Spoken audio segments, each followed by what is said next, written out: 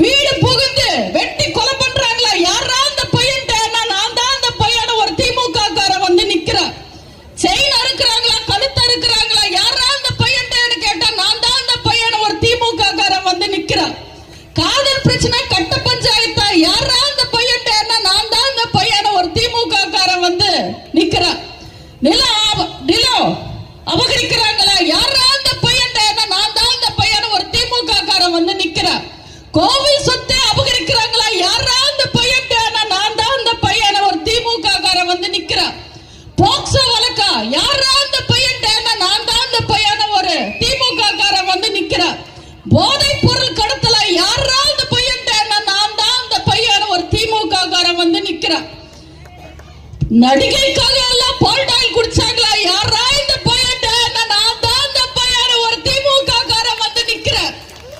யார் இந்த திமுக காரன் தெரியுதா? தெரிஞ்ச பதில் சொல்லுங்க பாப்போம்.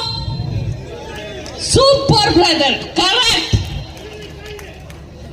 திரும்புற பக்கம் எல்லாம் மக்கள் போராட்டம் நடத்துறாங்க.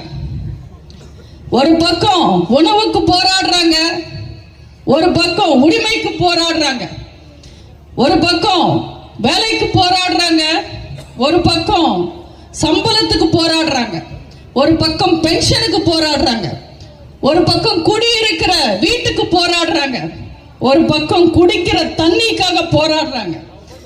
இப்படி திரும்புற பக்கம் எல்லாம் தமிழ்நாட்டு மக்கள் அவங்களோட உரிமைகளுக்காக போராடிக்கிட்டு இருக்காங்க.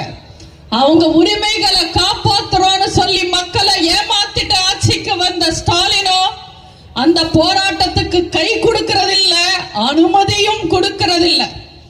ஆனா தண்டத்துக்கு கவர்னர் வீட்டு வாசல்ல போட்டை பிடிச்சுக்கிட்டு போராடுவாங்க. ரயில்வே ஸ்டேஷன்ல போய் ஹிந்தி எதிர்ப்புன்னு போராடுவாங்க. பைசாக்கு பிரயோஜனம் இல்லாத விஷயங்களுக்கு போராடுவாங்க.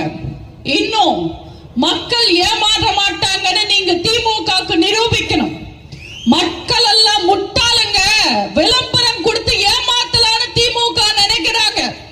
தமிழ்நாட்டு மக்கள் முட்டாளுங்க இல்ல, நாங்க தான் முதலாளிங்கன்னு நீங்க இந்த தேர்தல்ல நிரூபிக்கணும். அடுத்த வாரம் இந்த தொகுதிக்கு உதயநிதி வராருன்னு கேள்விப்பட்டேன். எய்ம்ஸ் செங்கலோட வராரான்னு கொஞ்சம் செக் பண்ணுங்க. நிச்சயமா வரமாட்டார்.